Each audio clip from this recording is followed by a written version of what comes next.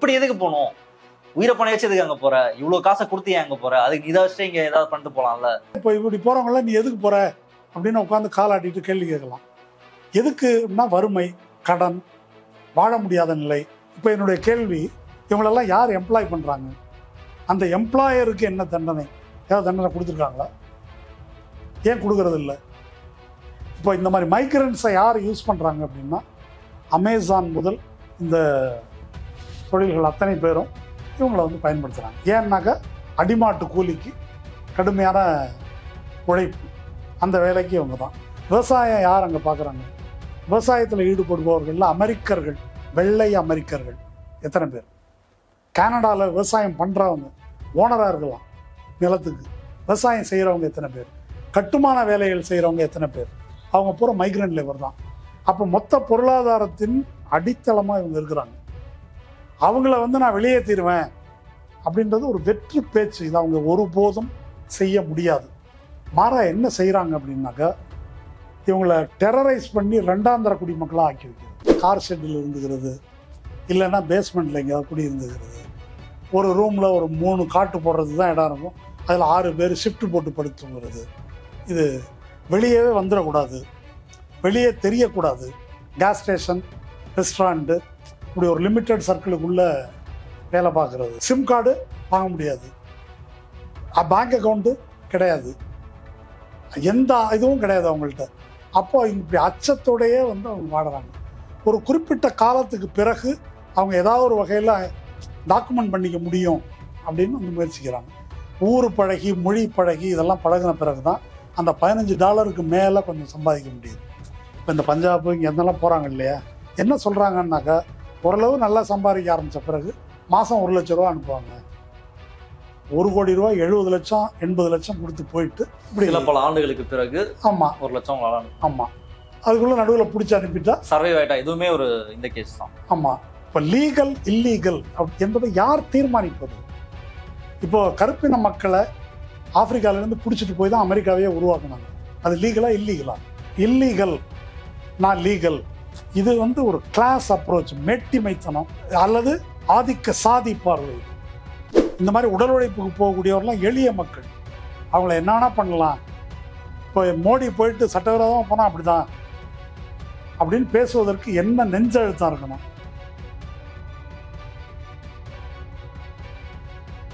வணக்கம், இது அரண்சை. நான் தேவா பாஸ்கர். நேர்காணலில் தோழர் மருதையன் அவர்கள். வணக்கம். வணக்கம். கடந்த முறை ட்ரம்ப் மோடி அவர்களுடைய சந்திப்பு பற்றி நம்ம பேசிட்டு இருந்தோம். அதில் நிறைய ஆஸ்பெக்ட்ஸ், எப்படி ட்ரம்ப் வெற்றி பெற்றாரு, என்ன அங்கே பேசப்பட்டது, என்ன பாலிடிக்ஸ் அவர் கையாளுறாரு, இது உலகத்தை எந்த இடத்துக்கு கொண்டு போகுதுன்ற அபாயத்தை வந்து நீங்கள் சுட்டி காட்டியிருந்தீங்க. அதில் பேசும்பொழுது இல்லீகல் இமிகிரன்ஸ் தொடர்பாக நம்ம டச் பண்ணியிருந்தோம். அது பெரிய டாபிக், அதை பற்றி பேசலாம்னு சொன்னீங்க. அதை தொடர்ந்து தான் இந்த டிஸ்கஷனும். ஸோ இந்த இல்லீகல் இமிகிரன்ஸ் தொடர்பான அந்த செய்திகள் தினந்தோறும் வந்துட்டு இருக்கிறத பார்க்க முடியுது. இப்போ கூட நேத்தோ இன்னைக்கு கூட ஒரு வீடியோ, அடுத்த பேட்ச் வந்து வெளியே அனுப்பியிருக்காங்க. அதை வந்து எலான் மஸ்க் வந்து ஒரு ட்விட்டர் பக்கத்தில் ஷேர் பண்ணியிருக்காரு. எப்படின்னா, அவங்க கையில் விலங்கு போடுறத வந்து ASMRன்னு சொல்லுவாங்க, ஒரு வீடியோ டைப். அது அந்த ஒரு சவுண்டையும் லாக் பண்ற சவுண்டு, நடக்கிற சவுண்ட், சவுண்ட் எஃபெக்டோட வரும். அந்த ASMR எஃபெக்ட்னு சொல்லி அந்த கவர்மெண்டே போடுது. நாங்கள் இல்லீகல் இமிகிரன்ஸை எப்படி வெளியே அனுப்புறோம் பாருங்கன்னு ASMR வீடியோ ஒன்று போட்டிருந்தாங்க. அதை ட்ரம்ப் அதை எலான் மஸ்க் ஷேர் பண்ணி வாவுன்னு சொல்லி அதை அப்ரிஷியேட் பண்ணதை பார்க்க முடியுது. இப்படி நாங்கள் வெளியே அனுப்புறோம், எப்படி ஒரு ஸ்டைலா அவங்களை வெளியே அனுப்புறோம் பாருங்க, தூக்கி வெளியே வீசுறோம் பாருங்கன்ற அளவில் அதை ஷேர் பண்ணியிருந்தாரு. அதை கொண்டாடக்கூடிய ஒரு மனப்பாங்கு இருக்கிறதை பார்க்க முடியுது. அதுலேருந்து நான் அந்த வீடியோவை தொடங்கலாம்னு நினைக்கிறேன். எப்படி பாக்குறீங்க? அவங்க நாட்டில் இல்லீகலா வந்து குடியேறிக்கக்கூடிய சட்டவிரோத குடியேறிகளை நாங்கள் எப்படி வெளியே அனுப்புறோம் பாருங்கன்றதை அமெரிக்கா மார்த்தட்டி கொண்டுட்டு இருக்கு. இந்தியாலையும் பெரிதாக இந்த சிவில் சமூகத்திற்கு இது தொடர்பாக ஏதாவது கோவம் இருக்கான்னு கேட்டீங்கன்னா அவங்களுக்கும் பெருசா இல்லை. இல்லீகலா நீ ஒரு நாட்டுக்குள்ள போற, அப்ப அந்த நாடு வெளியே தூக்கி போடதான் செய்யும். நீ அசிங்கப்பட்டு வெளிவாதமும் எங்களுடைய பிரச்சனைலாம் கிடையாது. லீகலா போயிருந்தா பரவாயில்ல, நம்ம வந்து சண்டை போனா அது கேள்வி கேட்கலாம். நீ போனதே இல்லீகலா போயிருக்க, உனக்காகலாம் வந்து நிக்க முடியாதுன்றதுதான் சிவில் சமூகத்தினுடைய பார்வையாகவும் இருக்கு. எப்படி பாக்குறீங்க? இல்லீகலா அதானி எதனா பண்ணியிருந்தா நம்ம அதுக்காக மெனக்கிடலாம். சாதாரண இந்துக்களுக்காக ஒன்றும் பண்ண முடியாது. இப்போது விஷயம், இந்த ஏன் இதை யாரும் கண்டுகொள்ளவில்லை அப்படின்றதுக்கு உள்ளால ஜெய்சங்கர் பாராளுமன்றத்தில் இந்த பிரச்சனை வந்தபோது ஒன்று சொன்னார்.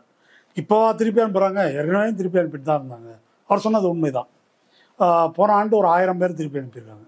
ஆனால் 1000 பேரையும் கமர்ஷியல் ஃப்ளைட்டு, சார்ட்டர்ட் ஃப்ளைட்டில் தான் அனுப்பியிருக்கிறாங்க. இப்போ இந்த மாதிரி அனுப்பலை. அதனால தான் இப்போ நீங்கள் சொன்ன அந்த எலான் மஸ்கோட அந்த வீடியோ இருக்கு இல்லையா, அது ரொம்ப முக்கியம். இப்போ நீங்கள் சொல்லி தான் தெரியுது. அதை செலிப்ரேட் பண்றாங்க. ஆமா ஆமா செலிப்ரேட் பண்ணி அனுப்புறாரு வாவ் இல்லையா?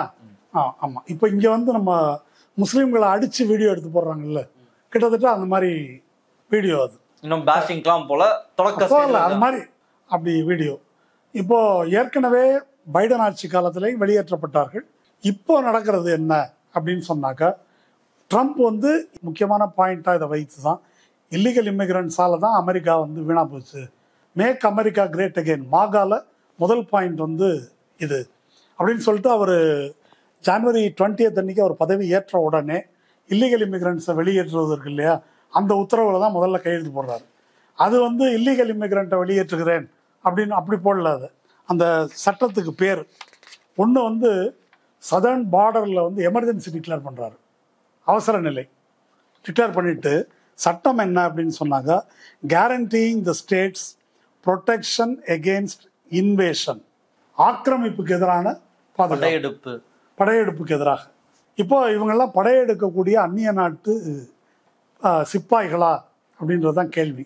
இப்படி ஒன்று சொல்லி இராணுவத்துக்கு அதிகாரம் கொடுத்து அதை அது மாதிரி பண்ணியிருக்கிறாரு. பிடிக்கப்பட்டவர்களாம் இராணுவத்தால் பிடிக்கப்பட்டு தான். ஆமாம். பிரச்சாரத்தில் இவங்களை பற்றி பேசும்போது ரொம்ப இழிவா ரொம்ப கேவலமா ட்ரம்ப் வந்து பேசியிருக்காரு.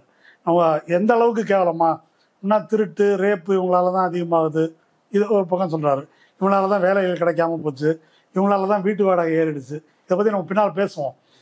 இதோட ரொம்ப கேவலமா நீங்கள் பெட்டு வளர்க்குறீங்கல்ல பூனை நாயெல்லாம், அதெல்லாம் பிடிச்சி தின்றுவானுங்க. இதெல்லாம் வந்து ஒரு ஜனாதிபதி தேர்தலுக்கு நிற்கிற வேட்பாளர் மக்கள் மத்தியில் பேசினது. அப்போது இந்த மாதிரி வெறுப்பு பிரச்சாரம் இருக்கு இல்லையா, இந்த வெறுப்பு பிரச்சாரத்தின் விளைவாக மைக்ரன்ஸை வந்து ஷிட், மலத்துக்கு சமமானவர்கள், இந்த மாதிரி பிரச்சாரம் அதெல்லாம் நடக்குது.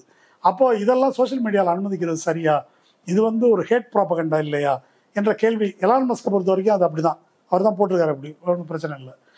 மார்க் சுகர்பர்கிட்ட கேட்குறாங்க, இதெல்லாம் அது வந்து ஃபேஸ்புக்லேயும் இன்ஸ்டாலையும் இப்படி போட வீடியோ போட்டாவே முடக்கிறாரு, எல்லாத்தையும் முடக்கிறாரு.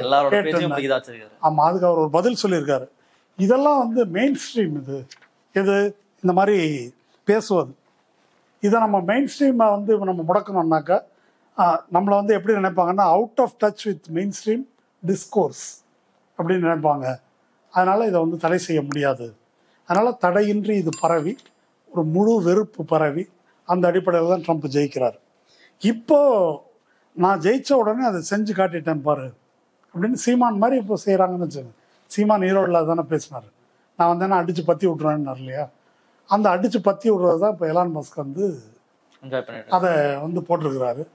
இதை கேட்கின்ற துணிவு இந்த அரசுக்கு இல்லை. இப்போ 3வது பேட்ச் வந்திருக்கிறாங்க, 66 மணி நேரம் கையில் கனமான விலங்குகள், தண்ணி எடுத்து கூட குடிக்க முடியல. வழியில் வந்து 3 இடத்துல ரீஃபியூவல் பண்ணாங்க, அப்போ கூட எங்களை இறங்குறதுக்கு வந்து அனுமதிக்கலை. அங்கே டிடென்ஷன் சென்டரில் 15 நாட்களாக பல்லு விளக்கவோ குளிக்கவோ அனுமதிக்கலை எங்களை. இதெல்லாம் அவங்க சொல்லியிருக்கிறாங்க. இதெல்லாம் அவங்க இல்லீகலா போனவங்க தானே நடந்தது, ஏன் இல்லீகலா போறீங்கன்ற கேள்வி தானே அதுக்குள்ள வரும். இந்த லீகல் இல்லீகல் இதை பற்றியே நான் தனியாக பேசணும். இல்லீகல்ன்ற வார்த்தையை நான் ஒத்துக்கலை மட்டும் இல்லை, ஜனநாயக உணர்வு உள்ள அமெரிக்காவில் இருக்கிறவங்களே யாரும் ஒத்துக்கிறது இல்லை. இவங்களை வந்து அன்டாக்குமெண்டட் ஒர்க்கர்ஸ், அன்டாக்குமெண்டட் பீப்புள் அப்படின்னு தான் சொல்கிறாங்க. லீகல் இல்லீகல், இல்லீகல் இமிகிரன்ட்ஸ் சொல்லலாம், அன்டாக்குமெண்ட் உரிய ஆவணங்கள் இல்லாதவர்கள் அப்படின்ற முறையில் தான் அவங்கள சொல்கிறாங்க. இப்போது இந்த ஆவணங்கள் இல்லாதவர்கள் இப்படி ஆவணம் இல்லாமல் எதுக்காக போகிறாங்க? பிஜேபிக்காரங்க அப்படி தான் பேசுகிறாங்க. இல்லீகலாக நீங்கள் எதுக்கு போகிறீங்க? இல்லீகலாக போனால் இப்போ அமெரிக்கா ஃபுல்லாக மைக்ரன்ஸ் தான் இருக்காங்க. ட்ரம்ப்பே வந்து ஒரு ஜெர்மனியை சேர்ந்தவர், ஜெர்மனி குடியேறி தான் அவருடைய ஃபோர் ஃபாதர்ஸ் எல்லாம் ஜெர்மனியை சேர்ந்தவங்க. வான்ஸ் இருக்காரு, இன்னைக்கு அவருடைய அமெரிக்காவில் யாரு குடியேறி இல்லாதவங்க யாரு? செவிந்தியர்கள் தான், அவங்க மட்டும்தான். ஆமா, மிச்சம் பேர்லாம் எத்தனாம் தேதி வந்தான்றது தான் டிஃபரன்ஸ், ரைட் இல்லையா? ஆமா ஆமா, தவிர்த்து பாக்கி எல்லாருமே குடியேறலாம். பட் அவங்க எல்லாம் லீகலா இருக்காங்க, அது அந்த இடத்துலதான் அவங்க பார வைக்கிறாங்க. லீகலா இந்த நாட்டினுடைய அந்த சட்டத்திட்டங்களுக்கு உட்பட்டு நாங்க இருக்கோம், நீங்க அன்டாக்குமெண்டடா இருக்கீங்கன்றதுதான் அவங்களுக்கு கோபமாக இருக்கு, அதனாலதான் வெளியே அனுப்புறாங்க. ஆமா, அப்படிதான் அனுப்புறாங்க. அதான் அது இந்த லீகல் இல்லீகலை பற்றி பேசுவோம் நம்ம. ஏன்னா நம்ம ஒரு சின்ன உதாரணம், இலங்கைக்கு கொண்டு செல்லப்பட்ட தோட்ட தொழிலாளிகள் திடீர்னு ஒரு நாள் இல்லீகலாக்கப்பட்டு வெளியேற்றப்பட்டாங்க. அது வரைக்கும் அவங்கள வச்சுருந்தாங்கல்ல, அதுக்கப்புறம் உங்களுக்கு குடியுரிமை எல்லாம் கிடையாது, வெளியே கிளம்புங்க, நீங்கள்லாம் இல்லீகல் அப்படின்ட்டாங்க.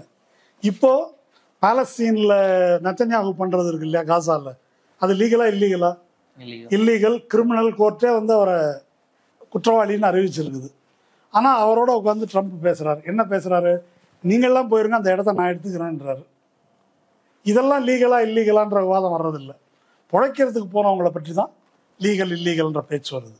இப்போ இந்த 3வது பேட்ச் வந்திருக்கிறவங்க 3 ஸ்டேட்டு முக்கியமாக குஜராத், பஞ்சாப், ஹரியானா இங்கே இருந்தால் அதிகமாக வந்திருக்கிறாங்க. இப்போ இவங்க வந்து எந்த அளவுக்கு ஏன் இந்த 3 மாநிலங்கள் ஏன் அப்படின்னு பேசுவோம். முதல்ல குஜராத். குஜராத் இந்தியாவிலேயே பணக்கார மாநிலம், பணக்காரர்கள் நிறைந்த மாநிலம்னு சொல்லலாம் அது இல்லையா? அதானி அப்படி இருக்காங்க. தொழில்துறையில் அதுதான் நம்பர் 1 இடத்துல இருக்குது. அந்த மாதிரி ஒரு மாநிலத்திலிருந்து சராசரி வருமானம் ஆவரேஜ் போட்டாக்க தேசிய சராசரியை போல் 2 பங்கு அங்கே சராசரி. ஆனால் அங்கே அப்படிப்பட்ட ஒரு ஊர்லேருந்து எதுக்காக போகிறாங்க? அதுவும் திருவாளர் மோடி ஆட்சி செய்த குஜராத் மாடல். இன்னைக்கு தேங்க்ஸ் சொல்லியிருக்காரு அவர். யாரு? லோக்கல் பாடி எலெக்ஷன்லாம் அங்கே பிஜேபி திரும்ப ஜெயிச்சிருக்காங்க. பிஜேபிக்கும் குஜராத்துக்குமான அந்த பந்தம் வந்து பிரிக்க முடியாதது. நன்றி திரும்ப எங்களை. அதனாலதான் ஓடுறாங்க. அப்படி பிரிக்க முடியாத பந்தம் இருக்கிற வரைக்கும் பிச்சுட்டு ஓடுறது வந்து நடக்கும். இதை பற்றி இந்த கேள்வியை எழுப்பி குஜராத் மோடி ஹிந்துத்துவ பாலிடிக்ஸை பற்றி தொடர்ந்து ஆய்வு செய்யக்கூடிய முதன்மையான ஒரு ஆய்வாளர் கிறிஸ்டபர் ஜாஃபர்லோ அவர் வந்து ஒரு கட்டுரை எழுதியிருக்கார். அந்த கட்டுரையில் இந்தியாவின் பணக்கார மாநிலத்திலிருந்து ஏன் இப்படி ஓடுறாங்க அப்படின்னு சொல்லிட்டு முதல் டேட்டா கேளுங்க. 2023 அதில் மொத்தம் இல்லீகல் இமிக்ரண்ட்ஸு அங்கேருந்து அனுப்பப்பட்ட இல்லீகல் இமிக்ரண்ட்ஸு 67,391 பேர் போனவங்க. 67,000 சொச்சத்தில் 41,330 குஜராத்திஸ். நீங்க சொன்னது இந்தியாவிலேருந்து மட்டுமே 67,000 பேர் அமைச்சிருக்காங்க. அதில் 40,000 பேர் குஜராத்திஸ் இல்லீகல் இமிக்ரண்ட்ஸ். சரி, இது ஏன் அப்படின்னா அங்கே வாழ்க்கை தரம் அப்படி இருக்குது அப்படின்னு சொல்கிறாரு. அதுக்கு சில டேட்டா வந்து சொல்கிறாரு. இப்போ நம்ம நகரத்தில் ஆவரேஜ் வேஜ் சென்னை எடுத்துங்க, ஒரு plumber, electrician R what ever இந்த மாதிரி வேலை செய்கிறவங்களுக்கு ஒரு நாள் கூலின்றது என்ன 700 கீழெல்லாம் ஆள் கிடையாது. இப்போ அங்கே வந்து குஜராத்தில் 375 ஆவரேஜ், கேரளாவில் 836, இங்கே தமிழ்நாட்டில் 584. இதை கம்பேர் பண்ணுறாரு அவர். 584லாம் பழசு. இன்னைக்கு நீங்க யாரும் ஒரு பிளம்பரை கூப்பிடுங்க, ஒரு நாள் வேலைன்னு உடனே தெரியும். ஒரு நாள் வேலை. ஓகே, ஒரு நாள் வேலை. சும்மா ஒரு வேலை, ஒரு வேலைன்னா 200. நான் சொல்றது ஒரு நாள் வேலை. 800. ஆமா. கட்டட வேலை, கொத்தனார் சித்தால் ஒரு நாளுக்கு இங்க எவ்வளவு கூலி அதை பார்த்துங்க. அரௌண்ட் 1000. அது அப்படிதான் இருக்குது. அங்க கூலி வந்து 323 ரூபா ஆவரேஜ். எங்க இது வந்து 2024 டேட்டா. விவசாய கூலிகளுக்கு 242 ரூபா. 242 ரூபாய்க்கெல்லாம் தமிழ்நாட்டில் எந்த ஆளும் கிடைக்காது. என்ன சீமான கேட்ட சொல்லுவார். ஸோ இந்த கூலி நிலைமை ஏன் இருக்குது? ஏன் இப்படி இருக்குது? ஒரு தொழில்மயமான ஒரு மாநிலத்தில் எப்படி தொழில்மயமான மாநிலம்? இப்போ இன்னொரு டேட்டா பாரு. 2013 இந்தியாவில் இருக்கக்கூடிய தொழில் முதலீடு இருக்குல்ல, தொழிலில் செய்யப்பட்ட தொழிற்சாலை முதலீடு, அதில் வந்து 17.7% குஜராத்தில் இருக்கு. அப்போ வேலை வாய்ப்பும் ஒரு 17.7% இருக்கணும்னு எதிர்பார்க்கலாம் இல்லையா? ஆனால் 9.8% தான் வேலை வாய்ப்பு அங்கே. சரியா? தமிழ்நாட்டில் அதே காலகட்டம் 2013 இங்கே இண்டஸ்ட்ரியல் இன்வெஸ்ட்மெண்ட்டு 9.8%. அப்போ 9.8% தான் வேலை வாய்ப்பு இருக்கணும். ஆனால் வேலை வாய்ப்பு 16%. ஏன் இது இருக்குது? இங்கே ஏன் இருக்குது, ஏன் அங்கே அப்படி இருக்குது அப்படின்னு கேட்டால், இந்த 2013 பீரியடில் தான் நான் குஜராத்திலேருந்து வரேன்னு சொல்லிட்டு பிரதமர் ஆகிடுறாரு மோடி. அதுக்கு முன்னால் 2001 அவர் தான் இருக்கிறார். அவர் அங்கே இருந்த காலத்தில் செய்த மிக முக்கியமான சாதனை என்னன்னா 60,000 எஸ்எம்இயை மூடிட்டார். 60,000 ஸ்மால் அண்ட் மீடியம் என்டர்பிரைசஸ். ஏன் மூடினார்? குஜராத் மாடல் வளர்ச்சி என்பது மிக பெரும் கார்ப்பரேட்டுகளின் வளர்ச்சி. அதுதான் அந்த மாடல். அதாவது இந்த புதிய தாராளவாத கொள்கையின் கீழ் ரொம்ப தீவிரமாக வெறித்தனமாக அது அமல்படுத்தப்பட்ட ஒரு மாநிலம் வந்து குஜராத். அதுக்கு இன்னொரு மிக முக்கியமான எடுத்துக்காட்டு, இந்தியாவிலே பெரிய பணக்காரர் அதானி. அது உங்களுக்கு தெரியாது இல்லை. இப்போது அதானிக்கு இவ்வளோ இன்வெஸ்ட்மெண்ட் இருக்குது.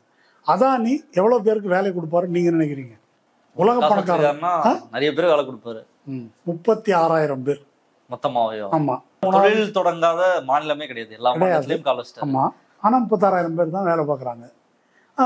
மற்ற அதாவது அதானி நிறுவனத்தின் கீழ் மற்ற நிறுவனங்கள் டாட்டா, மற்ற அம்பானி, அவங்கெல்லாம் வந்து ஆவரேஜாக 1,50,000 பேர் அப்படின்னு இருக்கு. கூட இருக்கலாம், அப்படி இருக்கலாம். ஏன் அதானியிடம் அப்படி இதாக இருக்குது அப்படின்னு சொன்னால், எல்லாத்தையும் கான்ட்ராக்ட் லேபர் அவுட் சோர்சிங் விட்டுருது. அப்படி விட்டால் ஆட்டோமேட்டிக்காக அதனுடைய ஊதியம் வந்து கீழே போயிடும். அது எல்லாமே வந்து என்ன சொல்கிறது, சட்டத்துக்குள்ளே வராத கொடூரமான 2 கை 3 கை மாதிரி கான்ட்ராக்ட் விடுறது இருக்கு இல்லையா. அப்போ தான் இந்த கூலி, இப்போ நான் சொன்ன இந்த கூலி விகிதம் எப்போ வரும், 300 200 வருது இல்லை, அந்த கூலி விகிதம் எப்போ வரும்? அதானி எம்ப்ளாயியாக இருந்தால் அப்படி இருக்க முடியாது. அப்போது இந்த மாதிரி முறை வரும்போது அங்கே அந்த அளவுக்கு ஒரு வாழ்க்கை தர வீழ்ச்சி ஏற்படும் போது அதை விட்டுட்டு போகிறது அப்படின்னு ஒன்று இருக்குது. இதில் இன்னொரு லாஜிக் இருக்குது. இந்த குஜராத்திகள் வெளிநாட்டுக்கு போகிறது இருக்கு இல்லையா, ஆப்பிரிக்க நாடுகளுக்கு, ஈவன் அமெரிக்காவுக்கு, இதெல்லாம் போகிறது வந்து வணிகர்கள் போகிறது வந்து அங்கே ட்ரெடிஷ்னலாக அப்படி ஒன்று இருக்குது. இந்த இங்கேருந்து இப்படி போகிறாங்க இல்லையா, இவங்க பெரும்பாலும் வேலைக்கு போகிறது அவங்கள்ட்டே போகிறாங்க. இப்போ நம்ம ஊரில் சாதி அடிப்படையில் ஒரு பெரிய கடையை இங்கே திறந்துட்டு கிராமத்திலேருந்து கூப்பிட்டு வந்து அது ஹோட்டல் கடையோ வேறு கடைகளோ டிபார்ட்மெண்ட் ஸ்டோரோ வச்சுக்கிறாங்க இல்லையா. அந்த மாதிரி இங்கேருந்து மலிவு விலைக்கு பிடிச்சிட்டு வர்றது இருக்கு இல்லையா, அப்படி விஷயங்களும் அங்கே தான் போய் இவங்க இந்த மாதிரி அன்டாக்குமெண்டட் ஒர்க்கர்ஸுக்கு பாதுகாப்பான இடம் அது. ஏன்னா எந்த டாக்குமெண்ட்டும் கிடையாது. அப்போது இங்கே இருந்துக்கிட்டாக்க தொல்லை இல்லை. இவங்களுக்கு டாக்குமெண்ட் கிடையாதுன்றதுனால இவங்க சுரண்டலுக்கு ரொம்ப ஏதுவானவர்கள், சுரண்டப்படுவதற்கு இல்லையா. இப்போ இது வந்து குஜராத் வரைக்கும் இது நான் சொல்லியிருக்கிறது ஒரு எளிய விளக்கம். பஞ்சாபுக்கு போவோம். பஞ்சாபில் வந்து சீரியஸான விவசாய நெருக்கடி இருக்குது. இப்போ விவசாயிகள் போராட்டம் இவ்வளவு தீவிரமாக நடந்ததுக்கு என்ன காரணம்?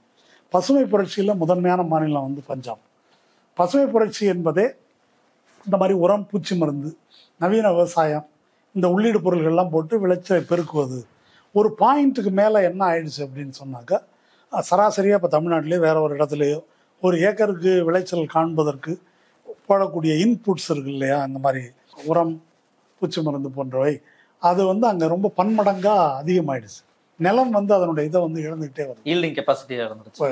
அப்போ இந்த இன்புட் காஸ்ட் அதிகமாகிறதுனால தான் அவங்க அந்த அளவுக்கு தீவிரமாக எங்களுக்கு மினிமம் ப்ரைஸ், மெஜாரிட்டி அவங்க அதில் நம்பி இருக்கிறதுனால, ஸ்டேக் இருக்கிறதுனால அவங்க அங்கே தொழிற்சாலைகளும் கிடையாது, இதுதான் இருக்குது. விவசாய தற்கொலைகள் வந்து ரொம்ப அதிகமாக ஆகிட்டு இருக்குது அங்கே எங்கள் பஞ்சாபில். அப்போ நிலத்தை கொடுத்துட்டு வேற வேலைக்கு போகிறது, பஞ்சாப்லேயும் கனடாவுக்கு போகிறது, அமெரிக்காவுக்கு போகிறது. இவங்க இங்கேருந்து அங்கே போய் என்ன பண்ணுறாங்கன்னா விவசாய வேலை பார்க்குறாங்க.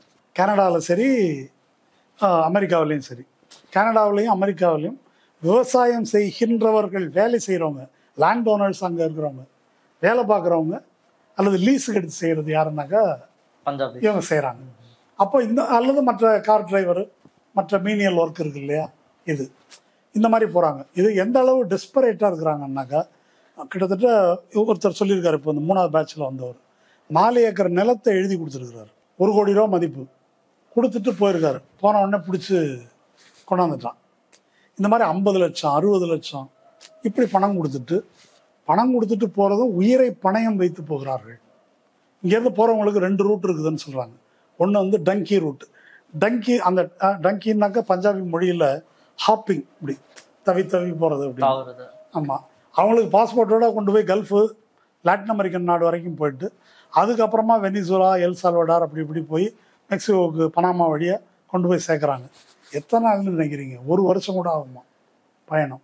பனாமா காடுகள்லேயே 8 மாதம் இருந்தேன்னு ஒருத்தர் சொல்கிறாரு, 7 மாதம் இருந்தேன்றாரு நடையில் மெக்சிகோ பார்டருக்கு போய் சேர்வதற்கு. இன்னொரு ரூட் வந்து மெக்சிகோன்றது சவுத் ஆஃப் அமெரிக்கா, கனடா வந்து நார்த் ஆஃப் அமெரிக்கா. கனடாவுக்கு போகிறதுக்கு ரூட் என்ன? ஃப்ளைட்டில் போயிட்டு கப்பல், அது கண்டெய்னருக்குள்ளே வச்சு கொண்டு போய் கனடா வழியாக வர்றது. கனடா வந்து கடும் குளிர் பகுதி. அதில் தான் போன 2 வருஷம் முன்னால் 2022 குஜராத்திலேருந்து போன ஒரு ஃபேமிலி, கணவன், மனைவி, குழந்தைகள், அவங்க வந்து சப்ஜீரோ டெம்பரேச்சர், அதில் வந்து இந்த பார்டர் வந்து 15 அடியில் 15 மீட்டரில் இருக்குது. அங்கே வந்து அப்படியே உரை பணியில் மொத்த குடும்பமும் இறந்து போகிறத பார்க்குறோம். அப்போது இந்த அளவுக்கு இல்லை, இந்த கூட்டிகிட்டு போகிறது அது எல்லாமே அந்த இல்லீகல் நெட்வொர்க் தான். ஓகே, அந்த நெட்வொர்க் கிடையாது, உயிருக்கு எதுக்குமே எந்த கேரண்டியும் கிடையாது. இதில் ரொம்ப கொடுமை எல்லாம் என்ன அப்படின்னு சொன்னாக்கா, பல கை மாற்றி விடுவாங்க, ஒரே ஆள் கூட்டின்னு போக மாட்டான். இந்த கை மாற்றி விடும்போது பணம் அவனுக்கு கொடுக்கலன்னா அவன் இல்ட்ரீட் பண்ணுவான். இந்த அது சொல்ல முடியாத கொடூரமான கதைகள்லாம் வந்து அதில் இருக்குது. அப்போ என்ன நம்ம யோசிச்சு பார்க்கணும்னாக்கா, இல்ல இந்த இடத்துல ஒரு கேள்வி. இப்ப எல்லாருமே என்ன கேக்குறாங்கன்னா 75 லட்சம் டு 1 கோடி ரூபாய் இவ்வளவு செலவாகுது அவங்க போறதுக்கு, நிலத்துல எழுதி கொடுத்துட்டு போறாங்க, மொத்தமா இருக்கிற அவங்களுடைய இன்வெஸ்ட்மெண்ட் எல்லாத்தையும் கொடுத்துட்டு காசா கொடுத்துட்டு அதுக்கப்புறம் அமெரிக்கா போறாங்க. இப்படி எதுக்கு போகணும்? உயிரை பணம் வச்சு எதுக்கு அங்க போற? இவ்வளவு காசை கொடுத்து ஏன் அங்க போற? அதுக்கு நீ இதை வச்சுட்டு இங்க ஏதாவது பண்ணிட்டு போலாம்ல, இதெல்லாம் விட்டுட்டு எதுக்கு நீ அங்க போறன்ற கேள்வி முன் வைக்கிறாங்க. அதற்கு 2 விஷயம் இருக்குது. இங்கே ஒரு டீசெண்டான ஒரு வேலை கிடைக்கும் பட்சத்தில், அதாவது ஒரு சிறுபான்மையினர் வசதியை பெருக்கிக் கொள்ளணும்னு நினைச்சு போகக்கூடியவங்க சிறுபான்மையா இருப்பாங்க. பெட்டர் லைஃப்காக, பெட்டர் லைஃப், இல்லை வீடு கட்டணும் சொத்து வாங்கணும் அப்படின்னு நினைச்சு போகிறது. மற்றபடி பொதுவாக இங்கே ஒரு டீசெண்டான லைஃப் இருக்குன்னாக்கா குடும்பத்தோட பிள்ளைகளோட அப்படி வாழ தான் விரும்புவாங்க. இப்போ நீங்கள் சொல்கிற இந்த பஞ்சாபு, உத்தரப்பிரதேஷ், ஹரியானா இந்த பெல்ட் இருக்கு இல்லையா, இங்கே தான் வந்து இந்த கொஸ்டின் பேப்பர் லீக்கு, இந்த கொஸ்டின் பேப்பர் லீக்கில் அடிபட்டவங்களாம் இருக்கிறாங்க. இதில் பரீட்சை எழுதி கொஸ்டின் பேப்பர் லீக்கில் இதாகி ஃப்ரஸ்ட்ரேட் ஆகி அப்படி ஆனவங்க இருக்கிறாங்க. அப்படி நீங்க சொல்ற கொஸ்டின் பேப்பர்ன்றது ஃபாரின் கண்ட்ரி போறதுக்கு இல்ல, இங்க நம்ம பொதுத்துறை யூபிஎஸ்சி எக்ஸாம்ஸ். ஓகே, அது கொஸ்டின் பேப்பர் லீக் இண்டஸ்ட்ரியே ஒன்று நடக்குது இல்லைங்க. அப்படி அடி வாங்கினவங்க அதை விட்டாக்க ராணுவத்துக்கு போகிறது இன்னொரு வேலை வாய்ப்பு. ராணுவ வேலை வாய்ப்பு தான் எல்லாரையும் அக்னிவீர் ஆக்கிட்டாங்க. 3 வருஷத்தோட ஒரு 15 வருஷம் வேலை பார்த்தோமா, பென்ஷனை வாங்கினோமா, ஏதோ விவசாயத்தை பார்த்தோமா, அப்படியெல்லாம் முடியாது. 3 வருஷத்தோட ஒன்று முடிச்சு விட்றேன்னு சொல்லிட்டாங்க. இப்போ நீங்கள் வந்து இப்படி போகிறாங்களேன்னு கேட்குறீங்க. உக்ரைனில் சண்டை போட்டு சாகிறதுக்கு போகிறாங்களே, அதை பற்றி என்ன சொல்கிறீங்க? உக்ரைன் எப்படி ஊர், சப்ஜீரோ டெம்பரேச்சர், அதில் போய் செத்தாலும் பரவாயில்ல அப்படின்னு போகிறாங்க. ஆப்கானிஸ்தான், ஈராக்குக்கு போகிறாங்க. இதெல்லாம் இப்போ வந்து மெர்சனரிஸை ரெக்ரூட் பண்ணுறதே ஒரு தொழில் ஆகிடுச்சு. அப்படி போகிறாங்க, உங்களுக்கு அந்த வேலை இந்த வேலைன்னு சொல்லிட்டு. ஏன் இஸ்ரேல் அவ்வளோ டேஞ்சரஸான ஒரு பிளேஸு, அதுக்கு போகிறாங்க. அதனால் இப்போ இப்படி போகிறவங்களாம் நீ எதுக்கு போகிற அப்படின்னு உட்காந்து காலாட்டிட்டு கேள்வி கேட்கலாம். எதுக்குன்னா வறுமை, கடன், வாழ முடியாத நிலை. ஏன் இப்போ நம்ம வட இந்தியாவிலேருந்து இங்கே வந்திருக்கிறாங்க, தமிழ் தெரியாது, தமிழ்நாட்டில் இருக்கிறவனுக்கு ஹிந்தி தெரியாது அப்படின்னு அவங்களுக்கு தெரியும். ஒன்றுமே தெரியாமல் ஒரு கிராமப்புறத்துக்கு இன்டீரியர் ஏரியாலாம் வந்து வேலை பார்க்குறாங்களா இல்லையா? நம்ம போவோமா? யாராவது மாட்டோம். எங்கேயாவது ஒரு இடத்துல மத்திய பிரதேசத்தில் ஒரு கிராமத்தில் வேலை இருக்குது அப்படின்னா போவோமா? ஆமாம். அப்போது எந்த அளவுக்கு வறுமை இருந்தால், எந்த அளவு நெருக்கடி இருந்தாக்க இங்கே இந்த மாதிரிலாம் வந்து வேலையை பார்ப்பாங்க அப்படின்றத வந்து யோசிச்சு பார்க்கணும். அங்கே மேதாவித்தனமாக கேள்வி கூடாதா? அந்த காசை வச்சு இன்வெஸ்ட் பண்ண என்ன, அதை பண்ண என்ன, அதெல்லாம் பேசலாம். பேசுறதுக்கு வந்து நல்லா இருக்கும் இதெல்லாம் இல்லையா? அதாவது எல்லா இடத்துலையும் கூலி. இப்போ இன்னைக்கு ஊபர், ஓலா ஓட்டக்கூடிய டிரைவர்கள், நான் பலர்கிட்ட பேசுகிறேன், ஆட்டோ டிரைவர்கள்ட்ட பேசினா, இதுக்கு முன்னால் என்ன இங்கே வேலை பார்த்தேன்றாங்க. பல பேர் நான் கல்ஃபில் இருந்தேன்றாங்க. ஏங்க கல்ஃபில் இருந்து நீங்கள் வந்துட்டீங்க? ஆமாம், அங்கேயே 30,000 ரூபா தான் கிடைக்குது. அந்த அளவுக்கு கூலி வந்து வீழ்ச்சி அடைஞ்சிருச்சு. அந்த கருமத்துக்கு எதுக்கு அங்கே இருக்கணும், இங்கே வந்துட்டேன் நான் அப்படின்னு சொல்லி அதை. ஸோ இந்த நிலைமை காரணமாகத்தான் அங்கே போகிறாங்க. இந்த மாதிரி போகிறதுக்கு என்ன காரணம்? இது வந்து இந்த கேள்வியை வந்து ஒரு முதலாளியின் நிலையிலிருந்து சிந்திச்சாக்கா புரியாது. ஆனால் துரதிருஷ்டவசமாக பலர் வந்து அப்படி தான் சிந்திக்க வந்து பழக்கப்படுத்தப்பட்டிருக்கிறாங்க. இப்போ புதிய தாராளவாத கொள்கை அப்படின்னு ஒன்று வருது 90s நியோலிபரல் பாலிசி. அதாவது மக்களுக்கு புரிகிற வார்த்தையில் சொன்னால் உலகமயமாக்கல். அது என்ன உலகமயம்? அப்படி அந்த கேள்விக்கு ஒரு விளக்கம் வேணும் இல்லையா?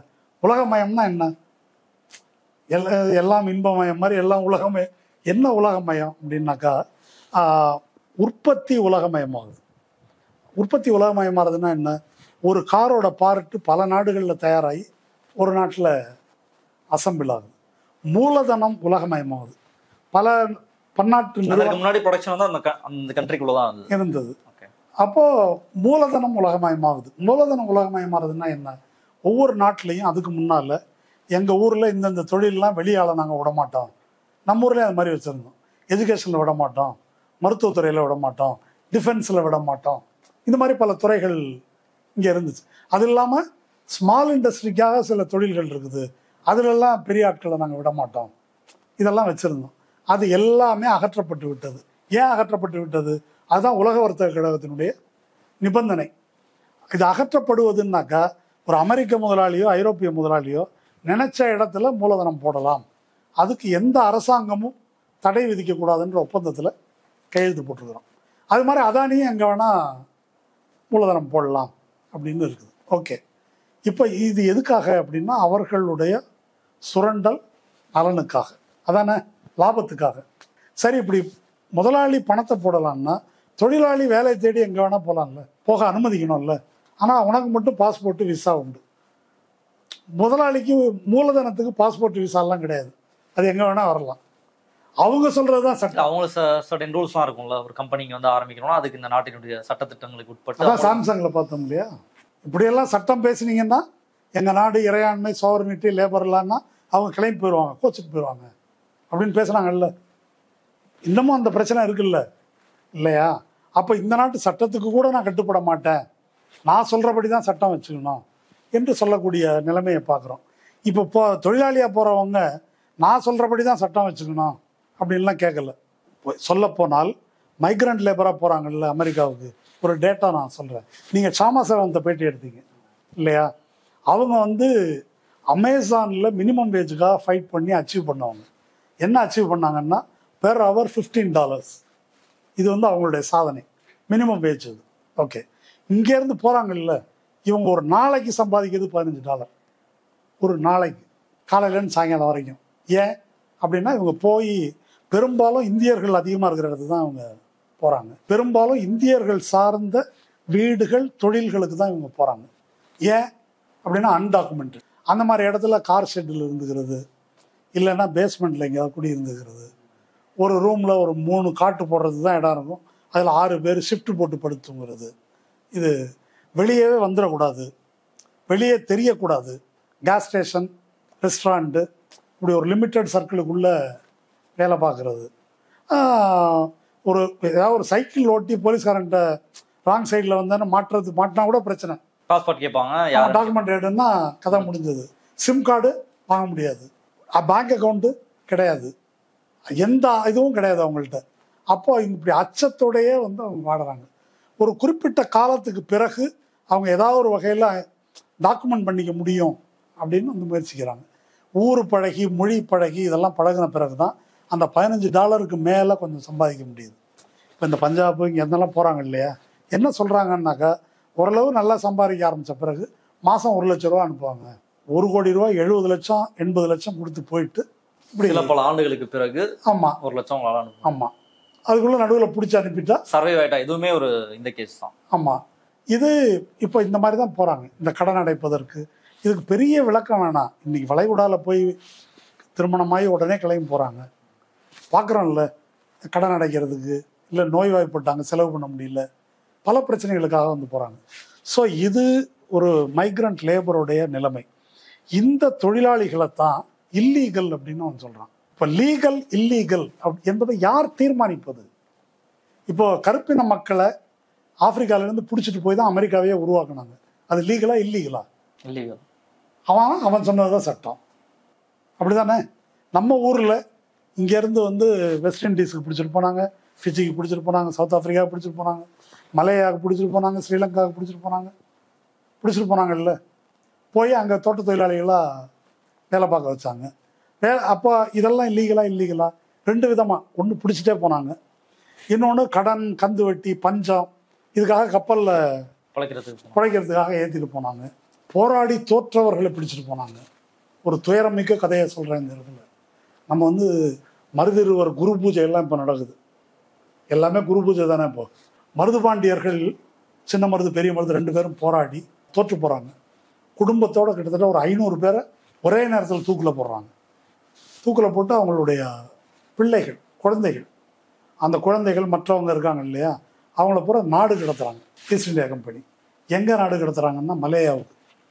ரப்பர் தோட்டத்தை இவங்க தான் உருவாக்குறாங்க. அங்கே போயிட்டு இந்த சின்ன மருது, பெரிய மருதுவை டீல் பண்ண வெல்ஷ்னு ஒரு அதிகாரி, ஒரு நல்ல ரிலேஷன் வச்சுருந்தவர். இவங்களோட போரிட்டவன்லாம் அக்னியோன்னு வேற ஒரு ஆஃபீஸர். அந்த அதிகாரி உடம்பு முடியாமல் போய் ஓய்வுக்காக அவரை வந்து பினாங்குக்கு அனுப்புகிறாங்க. இங்கேருந்து இவர் அங்கே பினாங்கு போகிறாரு. பினாங்கு போய் ரப்பர் தோட்டத்தில் போகும்போது ஒரு வயதானவரை பார்க்குறாரு. எங்கேயோ பார்த்த மாதிரி இருக்கு அவர். அந்த வயதானவரும் இவரையே உத்து பார்க்குறாரு. இவர் அப்புறம் பக்கத்தில் போய் நீங்கள் துரைசாமி தானேன்னு கேட்குறாரு. அவர் ஆமான்னு சொல்கிறாரு. இளவரசரா அப்படின்றார். இவர் இளவரசரான்னா யார்? சின்ன மருதுடைய மகன். 15 ஆண்டுகளுக்கு முன்னால் நாடு கடத்தப்பட்டவர். ஒரு 30-35 வயசில் ஒரு 60 வயசு கிழவன் மாதிரி தோற்றத்தில் இருக்கார். அதை அந்த வெல்ஷ் வந்து எழுதுறாரு, நான் துரைசாமி தான் என்று அவர் சொன்ன உடனே என்னுடைய நெஞ்சத்தில் கோடரியை பாய்ச்சியது போல இருந்தது, அவ்வளோ அதிர்ச்சியாக இருந்தது அப்படின்னு சொல்லி ரொம்ப கலங்கி போயிட்டு அப்புறம் அவரை ஊருக்கு வர்றதுக்கு, இங்கே திரும்ப ஊருக்கு வர்றதுக்கு ஏற்பாடு பண்ணுறாரு. வர்ற வழியிலே அவர் இறந்து போகிறார். காளையார் கோயிலில் தான் சின்னமருது சமாதிக்கு பக்கத்தில் தான் அவரை உடலை எரிக்கிறாங்க. இப்போ நான் என்ன சொல்கிறேன், ஒரு வெள்ளைக்கார அதிகாரி அவனுக்கு இருக்கிற இறக்கம் இந்த மாதிரி தொழிலாளிகளை பற்றி நமக்கு இருக்குதா? தோட்ட தொழிலாளிகள் இலங்கைக்கு போனாங்க, போய் ஒரு 200 ஆண்டுகள் பாடுபட்டு இலங்கையோட பொருளாதாரத்தின் முதுகெலும்பாக இருக்கிற டீ எஸ்டேட்ஸ் அதை உருவாக்குனாங்க. சினிமா ஒப்பந்தத்தில் அவங்கள வெளியேற்றுறாங்க. அப்படி வெளியேற்றும் போது அவங்க இங்கே அகதிகளாக திரும்பி வர்றாங்க. அப்போ ஈழத்தமிழர்கள் இருக்காங்களா, அந்த மண்ணின் மைந்தர்கள், அவங்க இவர்கள் பொறுத்து ஏதாவது இறக்கம் காட்டினாங்களா?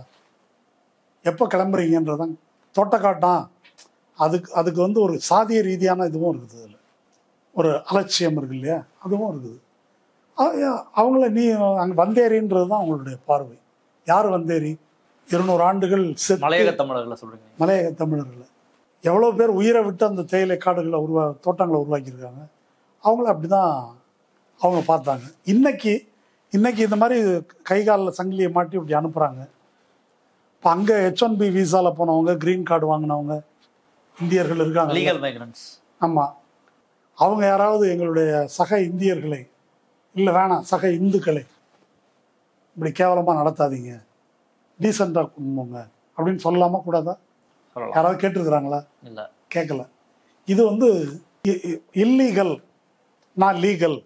இது வந்து ஒரு கிளாஸ் அப்ரோச், மேட்டிமைத்தனம், அதான் முதலாளி பார்வைன்னு சொல்கிறேன் நான், அல்லது ஆதிக்க சாதி பார்வை. இது இந்த மாதிரி உடல் உழைப்புக்கு போகக்கூடியவர்கள்லாம் எளிய மக்கள், அவங்கள என்ன வேணா பண்ணலாம்.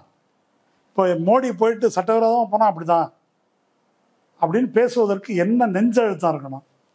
இவ்வளோ இழிவாக நடத்துறது. ஜெய்சங்கர் அதான் பெண்களுக்கு விலங்கு போடலை, இல்லை இது ஒரு பேச்சா?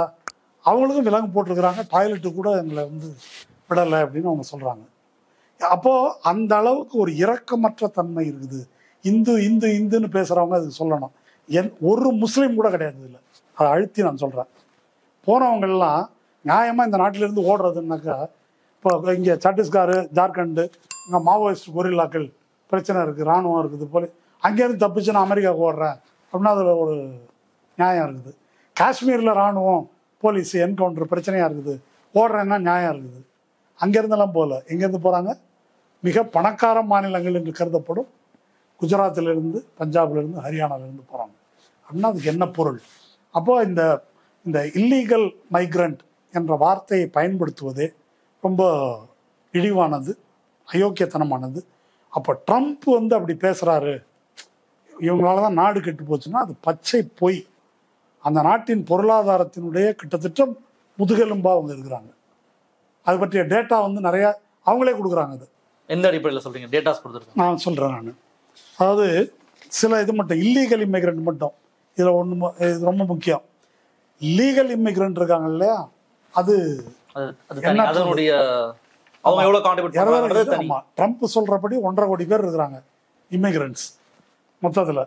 இங்கே பாருங்கள், கட்டுமானத்துறையில் 15,44,000 பேர் இல்லீகல் இமிக்ரெண்ட். அடுத்தது விவசாயத்தில் 2,44,000 பேர். அப்புறம் ஹோட்டல் இந்த மாதிரி துறையில் 10 லட்சத்தி சொச்சம். அதுக்கு பிறகு டிரான்ஸ்போர்ட்டு அதில் 4,60,000. இப்படி போகுது. மற்ற மேனுஃபேக்சரிங்கில் 9 லட்சம். இதெல்லாம் இல்லீகலுங்க. இல்லீகலாக எப்படி வேலை பார்க்குறாங்க இவங்க? இப்போ என்னுடைய கேள்வி, இவங்களெல்லாம் யார் எம்ப்ளாய் பண்ணுறாங்க? அந்த எம்ப்ளாயருக்கு என்ன தண்டனை? ஏதாவது தண்டனை கொடுத்துருக்காங்களா? ஏன் கொடுக்கறது இல்லை? இப்போ இந்த மாதிரி மைக்ரண்ட்ஸை யார் யூஸ் பண்ணுறாங்க அப்படின்னா, அமேசான் முதல் இந்த தொழில்கள் அத்தனை பேரும் இவங்களை வந்து பயன்படுத்துகிறாங்க. ஏன்னாக்கா அடிமாட்டு கூலிக்கு கடுமையான உழைப்பு, அந்த வேலைக்கு இவங்க தான். விவசாயம் யார் அங்கே பார்க்குறாங்க? விவசாயத்தில் ஈடுபடுபவர்கள் அமெரிக்கர்கள், வெள்ளை அமெரிக்கர்கள் எத்தனை பேர்? கனடாவில் விவசாயம் பண்ணுறவங்க, ஓனராக இருக்கலாம் நிலத்துக்கு, விவசாயம் செய்கிறவங்க எத்தனை பேர்? கட்டுமான வேலைகள் செய்கிறவங்க எத்தனை பேர்? அவங்க பூரா மைக்ரண்ட் லேபர் தான். அப்போ மொத்த பொருளாதாரத்தின் அடித்தளமாக இவங்க இருக்கிறாங்க. அவங்கள வந்து நான் வெளியேற்றிடுவேன் அப்படின்றது ஒரு வெற்று பேச்சு. இது அவங்க ஒருபோதும் செய்ய முடியாது. மாறா என்ன செய்கிறாங்க அப்படின்னாக்கா, இவங்களை டெரரைஸ் பண்ணி ரெண்டாந்தர குடிமக்களாக ஆக்கி வைக்கிறது. இப்படி செய்யும்போது என்ன நடக்கும்னு சொல்லுங்க. லீகல் மைக்ரண்ட்டுக்கும் பயம் வருமா வராதா? இப்போ நம்ம ஊரில் அந்த குழந்தைங்களுக்குலாம் யூஸ்வலாக ஒரு கண்ட்ரியில் பிறகுறாங்கன்னா அவங்களுக்கு சிட்டிசன்ஷிப் கொடுத்து அது கிடையாதுன்னு அது சொல்றாங்க. கிடையாதுன்னு சொன்னோன்னா சி செக்ஷன் பண்ணுறேன்னு சொல்லிட்டு நிறைய பேர் கர்ப்பிணிகள்லாம் போய் நின்னாங்க. H1B விசா வச்சிருக்கவங்களும் அந்த பயமும் வந்துருச்சு இப்போ இல்லையா? இப்போது வட இந்திய தொழிலாளிகளில் ஒரு குடிகாரன் எவனோ ட்ரெயினில் அடிச்சிட்டான். அடித்த உடனே பீகார்லேருந்து வீடியோ போட்டு இங்கே உயிருக்கு பாதுகாப்பு இல்லை, உடனே கூட்டம் கூட்டமாக ரயில் ஏற ஆரம்பிச்சிட்டாங்க. அது பார்த்தோமா இல்லையா? அப்போது இந்த டெரரை பரப்பி அடக்கி வைக்கிறது, சுரண்டுவது அப்படின்றது வந்து அவங்களுடைய நோக்கம். பொலிட்டிக்கலாக இந்த மாதிரி இது சோஷியல் மீடியா வழியாகவும் இந்த ட்ரம்ப்புடைய இந்த கான்ஸ்டிடுவன்சி வழியாகவும் இப்படி ஒரு பொய் பிரச்சாரம் செய்யப்படுது. இதில் 2 அட்வான்டேஜ் இருக்குது. தேர்தலில் இவர் ஜெயிக்கிறாருன்றது ஒரு அட்வான்டேஜ். இன்னொரு அட்வான்டேஜ் என்ன? உனக்கு வேலை கிடைக்காததுக்கு, உன்னுடைய வாழ்நிலை வீழ்ச்சி அடைந்ததற்கு, பணக்காரன் ஏழைக்கு இடையிலான இடைவெளி அதிகரிப்பதற்கு, இதுக்கெல்லாம் காரணம் இவங்க தான். நம்ம ஊரில் வட இந்திய தொழிலாளிகளை காட்டுறாங்கல்ல, அந்த மாதிரி இல்லையா? இப்போ சீமான் சொல்கிறாரு, சரி நாளைக்கே மெட்ரோவில் யாரும் வேலை பார்க்கக்கூடாது, கிளம்புங்கடா எல்லாரும் அப்படின்ட்டா தமிழர்கள் ரெடியா? நாம் தமிழர் கட்சிக்காரங்க அப்படின்னு நினைக்கிறேன். எத்தனை பேர் ரெடி? அந்த மாதிரி இந்த வேலையை செய்வதற்கு அதை அவங்க தான் சொல்கிறாங்க. அமெரிக்காவில் யாரும் பார்க்க தயாராக இல்லாத வேலையை செய்பவர்கள், மற்றவர்கள் பார்க்க தயாரில்லாத வேலையை செய்வது. சிறந்த எடுத்துக்காட்டு ஒன்று சொல்கிறேன். கோவிட் பீரியட், ட்ரம்ப் தான் ஆட்சியில் இருந்தார். எக்கச்சக்கமான சாவு அமெரிக்காவில் நடந்துச்சு.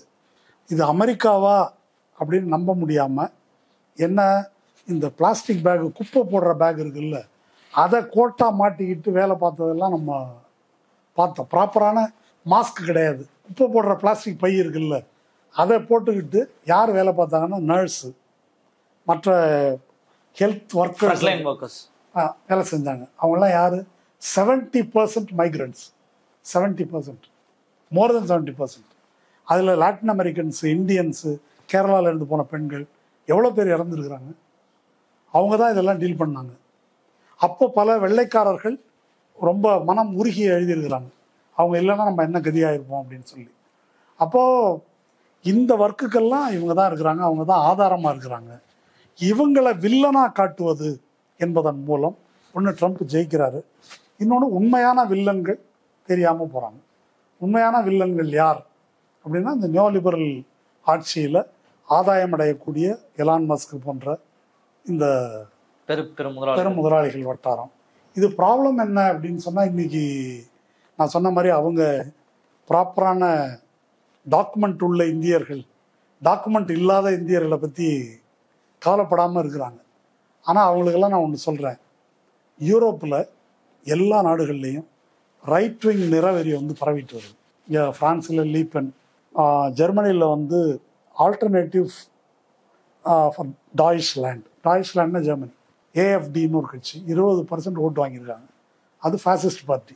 மெகான்ற கேம்பெயின் நடந்துட்டு இருக்கு, மேக் யூரோப் கிரேட் அகெயின். என்னென்ன கொள்கை தெரியுமா? பாரிஸ் அக்கார்டுலேருந்து வெளியே வரணும், கிளைமேட் சேஞ்சை ஒத்துக்கக்கூடாது, பெண்கள் உரிமை அப்படின்லாம் பேசுறது நம்முடைய பரம்பரை கலாச்சாரத்துக்கு, மரபுக்கு எதிரானது. 3வது, இந்த மாதிரி இவங்களெல்லாம் இமிகிரண்ட்ஸை பேக்கப் பண்ணணும், வெளியேற்றணும். அப்புறம் ஐரோப்பிய ஒன்றியத்திலிருந்து வெளியேறணும். இந்த 4 சிறந்த கொள்கைகளை வச்சுருக்கிறதுனால ட்ரம்ப், எலான் மஸ்க் எல்லாரும் இவங்களை ஆதரிக்கிறாங்க. எலான் மஸ்க் இந்த ஜெர்மன் கட்சியோட ஒரு ஆன்லைன் கான்ஃபரன்ஸில் செகண்ட் வேர்ல்டு வாரில் இழைக்கப்பட்ட தவறுகளுக்காக நீங்கள் தொடர்ந்து வருத்தப்பட்டு இருக்காதீங்க அப்படின்னு சொல்லியிருக்காரு. எதுக்கு? ஹிட்லர் பண்ண யூதர்களுக்கு இழைத்த கொடுமையை பற்றி கில்ட்டெல்லாம் அது அவரே இப்ப போட்டிருந்தாரு. அவங்க தாத்தாவை பத்திலாம் நீங்க கில்ட்டியா ஃபீல் பண்ண ஒரு போஸ்ட் போட்டிருந்தாரு. நம்மளோட ஃபோர் ஃபாதர்ஸ் பத்திலாம் நீங்க தப்பாலாம் நினைக்க கூடாது, அதை தப்பு பண்ணதா கூட பரவாயில்ல. ஆமா, அவர் தான் இப்படி வணக்கம் வந்து ஹிட்லர் மாதிரி இது பண்ணாரு. அதனால ஜெர்மனி, அப்புறம் செர்பியா, போஸ்னியா, ஹங்கேரியில் விக்டர் ஆர்பன், இவங்க எல்லாரும் இப்போ கூட்டாளிகள். இந்த ஐரோப்பா முழுதும் ஈழத்தமிழ் அகதிகள் இருக்காங்க, பாலஸ்தீன் அகதிகள் இருக்காங்க, குர்திஷ் அகதிகள் இருக்காங்க, பொலிட்டிக்கல் அசைலம் தேடி போன ஈரானிய அகதிகள் இருக்கிறாங்க, எல்லோரும் இருக்கிறாங்க. அப்போது இவங்க இப்போ அமெரிக்கா இவ என்ன நினைக்கிறாங்க அப்படின்னா, இது நமக்கு எதிராக வராதுன்னு நினைக்கிறாங்க. அவங்களுக்கு எதிராக வர்றது இதெல்லாம் இல்லீகல் இமிக்ரன்ஸுக்கு தான், நமக்கு ஒன்றும் இல்லை லீகல் இமிகிரன்ஸ்க்கு இது கிடையாது அப்படின்னு நினைக்கிறாங்க. அதோட நிக்காதுன்றீங்களா நீங்க?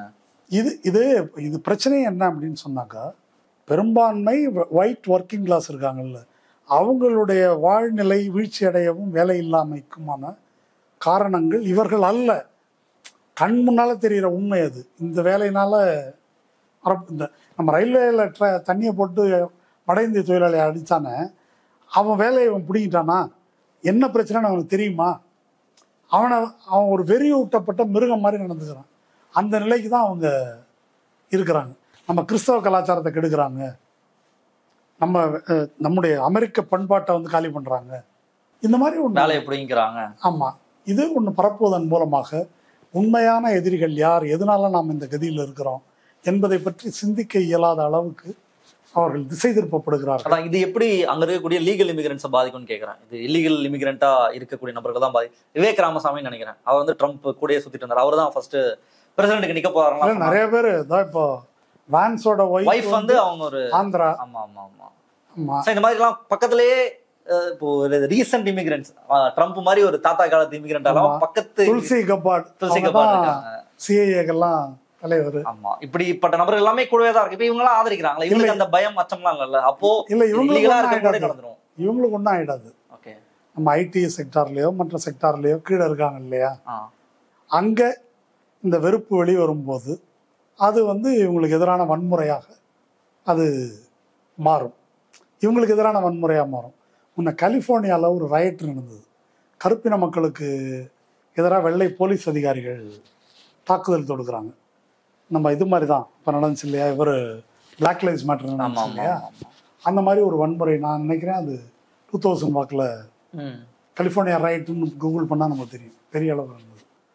அந்த ரைட்டில் அடி வாங்கினது முக்கியமாக யார் தெரியுமா? குஜராத்தி பட்டேல் கடைக்காரர். இப்போ பிளாக்ஸ்க்கு எதிரான நடக்குது. பிளாக்ஸ் நடத்தின கலகம் அது. ஓ, பிளாக்ஸ் நடத்தின கலகம். ஓகே, நம்முடைய மண்ணில் நம்ம பிழைக்க முடியல, இந்த நாயெல்லாம். அப்போ அது வெறும் அந்த ஒயிட் ஆஃபீஸருக்கு மட்டும் இருக்காது, எல்லாரும் பக்கமும் திரும்ப வரும். அப்போது அந்த மாதிரி இது வந்து எந்த பக்கம் அது திருப்பி விடுவாங்கன்னு நான் சொல்கிறேன். ஏன்னா இவங்கள வில்லனைஸ் பண்ணி இது முடிஞ்சிருச்சுன்னா அடுத்து இன்னொருத்தவங்கள்ட்ட காட்டி தான் ஆகும். அப்படி காட்டி தீருவாங்க. அப்போ அந்த மாதிரி டிஸ்ட்ராக்ட் பண்ணுற ஒரு வேலை நடக்குது. அப்போ இனி இந்த எக்கனாமிக் கிரைசிஸ் அல்லது இந்த பிரச்சனை வந்து டெவலப் ஆக ஏன்னா இப்போது ட்ரம்ப்புடைய இந்த கொள்கைகள் எல்லாம் அமெரிக்காவை படுகொழிக்கு மேக் அமெரிக்கா கிரேட் அகெயின்லாம் கிடையாது. ஏற்கனவே விலைவாசி ஏறிட்டு இருக்காங்க. இப்போ எல்லாத்துக்கும் மெக்சிகோவுக்கு டாரிஃபு, கனடாவுக்கு டாரிஃப்னு போட்டார். தின்றதுக்கு சோறு பூரா அங்கே தான் வருது. மட்டன் இது பீஃபு, காய்கறி, பால் போனது வந்தது எல்லாம் தெற்கேருந்து வடக்கேருந்து தான் வருது. எல்லாத்துக்கும் 25% போட்டால் ரீட்டைலில் வந்து ஏறிடுச்சு.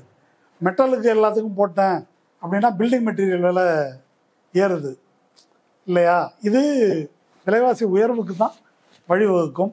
இவர் வந்து இதெல்லாம் பண்ணதுனால உடனே அமெரிக்க முதலாளிகள் சச்சா நம்ம இனிமேல் அமெரிக்காவுக்கே வந்துடுவோம் தொழில் தொடங்குறதுக்கு அப்படின்லாம் வரப்போகிறது கிடையாது. அவங்கன்னா வியட்நாமுக்கு போவான், தாய்லாந்துக்கு போவான், பங்களாதேஷுக்கு போவான், எங்கே வேணால் போவானே தவிர அமெரிக்காவுக்கு வர மாட்டான். ஏன்னா அந்த கூலியை இவனால் கொடுத்து லாபம் சம்பாதிக்க முடியாது. குறைந்த கூலியில் தான் அந்த ஆதாயத்தை ஈட்ட முடியும். அதனால் அமெரிக்க முதலாளிகளே அமெரிக்காவுக்கு வரப்போகிறது கிடையாது டாரிஃப் போட்டதுனால. இதெல்லாம் ஒரு திசை திருப்பும் முயற்சி தான். அதில் வந்து எந்த தீர்வும் கிடைக்காது. அதனால் அப்படி இருந்து விலைவாசி உயர்வு, நெருக்கடி இதெல்லாம் அதிகரிக்கும் போது ட்ரம்ப் சொன்னது பொய், நம்மளை ஏமாத்திட்டான், அநியாயமாக நம்ம இவங்களை போய் பகைவனாக நினைத்தோமே, அப்படி மக்கள் சிந்திப்பதில்லை. பாதிப்பு வந்தால் இந்த ஆத்திரம் வந்து இன்னும் வேகமாக இப்படி திரும்பும். நம்ம இப்போ வட இந்தியாவில் அப்பாவி எந்த குற்றமும் இழைக்காத அவங்க பொழப்பை பார்த்துட்டு போகக்கூடிய சாதாரண முஸ்லீம்களை சும்மா கூப்பிட்டு வச்சு அடிக்கிறாங்கள. எதுக்காக? என்னதான் நோக்கம் இருக்காதுல்ல. அவங்க இவங்களுக்கு என்ன செஞ்சாங்க?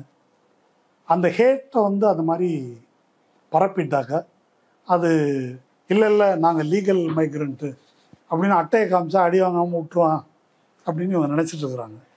It's not going to happen. அப்படி நடக்காது. அப்போது இந்த லீகல் இல்லீகல் என்ற பேச்சே உழைக்கும் வர்க்கத்துக்கு எதிரானது அப்படின்றத முதல்ல நம்ம புரிஞ்சுக்கணும். அதெல்லாம் அவங்க டிஃபைன் பண்ணுறது. அவன் லீகல்னு சொன்னால் லீகல், இல்லீகல்னு சொன்னால் இல்லீகல். இப்போ இல்லீகலாக இவங்க சொல்கிற மொழியில் இல்லீகலாக போயிட்டு அதுக்கப்புறமா அவங்கள டாக்குமெண்டட் சிட்டிசன்ஸாக வந்து மாற்றுறாங்க. அது மாதிரி நிறைய பேர் மாறி இருக்கிறாங்க. அது கேஷுவலாக நடக்கிற ஒன்று தான். எதனால் நடக்குது? அவங்க தேவைப்படுறாங்க. அவங்க தேவைப்படுறாங்க. இந்த வார்த்தை ரொம்ப முக்கியம். நம்ம வழக்கமாக என்ன வார்த்தையில் பழகிருக்கிறோம்னா அன்எம்ப்ளாய்டு, வேலையற்றவர்கள். கால் மார்க்ஸ் டாஸ் கேபிட்டலில் வேலையற்றவர்கள்ன்ற வார்த்தையை பயன்படுத்துறது இல்லை, தேவையற்றவர்கள்னு சொல்கிறாங்க. யாருக்கு தேவையற்றவர்கள்? மூலதனத்துக்கு தேவையற்றவர்கள். ஐ மீன் முதலாளிகளுக்கு தேவையற்றவர்கள். அவங்களுடைய ப்ராஃபிட்டுக்கு, அவங்களுடைய உற்பத்திக்கு, அவங்களுடைய சந்தைக்கு தேவையற்றவர்கள். அந்த தேவையற்றவர்களைத்தான் இல்லீகல் என்று அழைக்கிறார்கள். அதனால் அந்த வார்த்தையை நாம் பயன்படுத்தக்கூடாது. ஏனென்றால் ஆர்டிஃபிஷியல் இன்டெலிஜென்ஸ் உள்ளிட்ட டெவலப்மெண்ட்ஸ் வரக்கூடிய இந்த காலத்தில் பெரும்பாலான மக்கள் தேவையற்றவர்கள் ஆக்கப்படுவதை நோக்கி உலகம் போய்கொண்டிருக்கிறது. சில நாடுகள், மாநிலங்களே கூட தேவையற்றவர்கள் என்று ஆகக்கூடிய நிலை வரப்போகுது. அதனால தான் யூனிவர்சல் பேசிக் இன்கம் அப்படின்ற தியரி எல்லாம் பேசுகிறாங்க. ஒரு 6000 ரூபாய் கொடுப்போம், கஞ்சி இஞ்சி குடிச்சிட்டு சாவுங்க, மற்றபடி கலகம் பண்ணாதீங்க, நீங்கள் தேவையில்லை என்று சொல்வதை நோக்கி போகுது. அதனால் நம்மை நாமே தேவையற்றவர்கள் என்று நாம் சொல்லிக்கொள்ளக்கூடாது. அதனால் இல்லீகல் என்ற வார்த்தையை பயன்படுத்துவது தவறு. அப்படி புரிந்து கொண்டால் மட்டும்தான் இது அவமானம், இது அயோக்கியத்தனம் என்று அதை ஃபைட் பண்ணக்கூடிய ஒரு மனநிலைக்கு நாம் வருவோம். உரிமை குறித்த பார்வையும் அப்புறம் தான் வரும். எம்பத்தட்டிக்காக அணுகணும் அப்படின்றத சொன்னீங்க. அவங்களுடைய ரைட்ஸ் சார்ந்து என்ன அப்படின்றத சொன்னீங்க. இப்போ கேள்வி என்னன்னா, இந்த இல்லீகல் இமிகிரன்ஸ் தொடர்பாக பேசும்பொழுது நிறைய விஷயம் நீங்கள் ஆஸ்பெக்டில் டச் பண்ணீங்க. எப்படி வந்து வேலையின்மை நடக்குது அப்படின்ற விஷயம்லாம் சொன்னீங்க. பட் எல்லா இந்த இல்லீகல், அது தமிழ்நாடாக இருக்கலாம், இல்லை அமெரிக்காவாக இருக்கலாம், இல்லீகல் இமிகிரன்ஸ் தொடர்பாக அதை எதிர்க்கிற நபர்கள் சுட்டி காட்டக்கூடிய முக்கியமான விஷயம்ன்றது குற்றம் வந்து நடக்குது அவங்களால. நம்ம நாட்டோட அமைதி வந்து அவங்களால கெட்டு போச்சு. அதை ட்ரம்ப்பும் சொன்னாரு. சீமானை இங்கே வந்து என்னென்னமோ பிரச்சனை பண்ணுறான், வந்து அடிக்கிறான், உதைக்கிறான், நம்மளால எதுவுமே பண்ண முடியல. சிவசேனா அங்கே பண்ணாரு. இப்படி எல்லா இடத்துலையும் காமனாக சொல்றது குற்றத்தோட இவங்களை அசோசியேட் பண்ணி சொல்றான். இவங்களால வந்து குற்றம் அதிகரிச்சிருச்சு, நம்மளுடைய பெண்களை வந்து ஏதாவது பண்ணிடுவாங்க, நமக்கு பெரிய ஆபத்து இருக்குன்றத சுட்டி காட்டுறாங்க. அது எப்படி? அது அமெரிக்க போலீஸுடைய டேட்டாவிலிருந்தே அதை காட்டியிருக்கிறாங்க. அமெரிக்க குடிமக்கள் இழைக்கின்ற குற்றத்தில் பாதி அளவு குற்றம் கூட ப்ரொபோர்ஷனேட்டாக 1,00,000 பேரில் ஒரு 600 பேர் குற்றம் இழைக்கிறாங்க அமெரிக்க குடிமக்கள்னா, இதில் வந்து 300 கூட கிடையாது, அதை விட குறைவு. அதனால் இவர்களால் குற்றம் நடக்கிறது என்பதற்கான எந்த சான்றும் கிடையாதுன்றதை டேட்டா வச்சு ப்ரூவ் பண்ணியிருக்கிறாங்க. அது வந்து பரப்பப்படுகின்ற பொய்களில் அது ஒன்று. அப்படி தான் அதை எடுத்துக்கணும். அப்படி ஒரு டேட்டா கிடையாது. அப்போது இந்த டேட்டாவோட பல பேர் எழுதுகிறாங்க. இப்போ பல பேர் பேசுகிறாங்க. ஆனால் இப்போ அங்கே நிலவரம் வந்து என்ன அப்படின்னு சொன்னால், அமெரிக்கர்கள் நிலைமையே ததிங்கினத்துவமாக இருக்குது. இப்போ எலான் மஸ்க் கையில் அரசாங்கத்தை ஒப்படைச்சிட்டாரு. அவர் இன்டர்வியூவே சேர்ந்து எலான் மஸ்க் அமெரிக்காவுடைய எக்ஸ் பிரசிடென்ட் யாருன்னு சொல்லுங்க. எக்ஸ் பிரசிடென்ட் சொல்லுங்க. ட்ரிக்கியா இருக்கு क्वेश्चन. ஜோ பைடன் இல்ல, எக்ஸ் பிரசிடென்ட் வந்து எலான் மஸ்க். அதனால என்ன ஜோக் அமெரிக்காலன்னா, ex president is our true president. இப்போ எலான் மஸ்க் தான் அங்கே வந்து உண்மையான பிரசிடென்ட், அதிபர். அவர் அதிபர்னா இந்த அதிபர் இல்லை, அந்த அதிபர். சரியா? அப்போது என்ன நடக்குது அப்படின்னு கேட்டாக்கா, அவர்கிட்ட ஒன்றிய அரசின் இதில் வேலையில் இருக்கிறவங்க நமக்கு அவங்களெலாம் ஒழிச்சு கட்டு, நமக்கு எதிரானவர்களை இன்னொரு 10,000 பேரை அவர் வீட்டுக்கு அனுப்பிட்டார். இன்னும் பல பேரை வீட்டுக்கு அனுப்புகிறதா இருக்கிறாரு. இது இல்லாமல் அரசாங்கத்தினுடைய டேட்டா, புள்ளி விவரங்கள்லாம் இருக்கு இல்லையா, டேக்ஸ் யார் எவ்வளோ கட்டினாங்க, என்ன ஏது, இந்த டேட்டாவை பூரா கொடுன்னு கேட்குறாங்க. எல்லோரும் கதறிட்டு இருக்கிறாங்க. இப்போ ஒரு முதலாளி எல்லாத்தையும் வாங்கிக்கிறாரு. நம்ம ஊர் எவ்வளோ ஜனநாயகமான நாடு பாருங்கள். அதானிகிட்ட இது மாதிரிலாம் கொடுக்கல இல்லை இன்னும். அமெரிக்காவோட நம்ம ஜனநாயகம் தேவலாம்ல. அதானி அம்பானியை கூப்பிட்டு நீங்கள் தான் ஹோம் மினிஸ்டர், நீங்கள் ஃபைனான்ஸ் மினிஸ்டர், அப்படி இன்னும் ஆக்கலையே. அங்கே பாருங்கள், எலான் மஸ்க் கையில் நீங்கள் தான் ஒன்றிய அரசு மொத்தமும் உங்கள் கையில் ஒப்படைச்சிட்டேன்னு சொல்லலை இல்லை இன்னும் இல்லையா. அங்கே அது மாதிரி வந்து கொடுத்துருக்குறாங்க. அதை எதிர்த்த நிறைய போராட்டங்கள், குரல்கள் அங்கே வந்து எழும்பிட்டு இருக்குது. அதனால் அமெரிக்க மக்களின் கதியே அதோகதியாக இருக்கும்போது அங்கே சட்டபூர்வமாக என்னிடம் பாஸ்போர்ட் இருக்குது, விசா இருக்குது, என்கிட்ட கிரீன் கார்டு இருக்குது அப்படின்றவங்க நம்ம எதிர்காலம் பாதுகாப்பாக இருக்கிறது என்று கருதி கொள்வது மாயை. அதனால் இப்படி பாதிக்கப்பட்டவர்களுக்காக எல்லோரும் குரல் கொடுக்க வேண்டும். இங்கேயும் குரல் கொடுக்கணும், அமெரிக்காலையும் குரல் கொடுக்கணும், எங்கும் குரல் கொடுக்க வேண்டும் என்பதுதான் இந்த நிகழ்வுகள் நமக்கு காட்டுகின்ற படிப்பினை. ரொம்ப நன்றி தோழர். பல முக்கியமான விஷயங்களை தெரிவிச்சிருக்கீங்க. மக்கள் பார்த்து என்ன சொல்றாங்க பார்ப்போம். இங்கே நம்ம இந்த நிகழ்ச்சியை கலந்து உங்களுடைய கருத்துக்களை பண்ணி நன்றி. மற்றவர்கள் சந்திப்போம். நன்றி, வணக்கம்.